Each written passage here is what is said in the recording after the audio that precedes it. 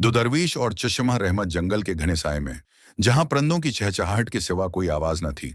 दो दरवीश रास्ता भटक गए थे। वो बोला, भाई ये अल्लाह का इम्तिहान है। उसका हाथ एक दरख्त से लगा तो वो कान उठा, जैसे कोई अंधेरी ताकत उसे डरा रही हो।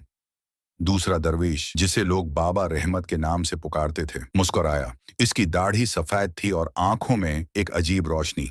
नहीं यार, ये इम्तिहान नहीं, रहमत का रास्ता है, ताकि हम उसकी निशानियां देखें।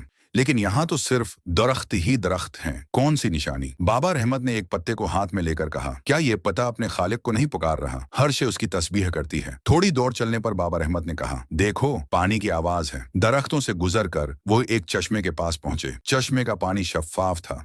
इतने में एक हिरन चश्मे पर पानी पीने आया तो उसके गले में बंधा एक थैली गिर पड़ी। थैली में खशक मेवे और रोटी के टुकड़े थे। बाबा रहमत ने कहा, जब बंदा अल्लाह पर भरोसा करता है तो वो जमीन और आसमान से उसका रिस्क पहुंचाता है। रात हुई तो उन्होंने आग जलाई। रहमत ने एक कहानी सुनाई। एक बार एक बादशाह ने अपने वजीर से पूछा, तेरे नजदीक सबसे कीमती चीज क्या है? वजीर ने कहा, सब्र। बादशाह ने उसे कैद कर दिया। मगर जब जंग में बादशाह के सिपाही हारने लगे तो वजीर ने सब्र की तलकीन की और फतह हुई। सुबह हुई तो वो रवाना हुए। रास्ते में एक बीमार बच्चा मिला।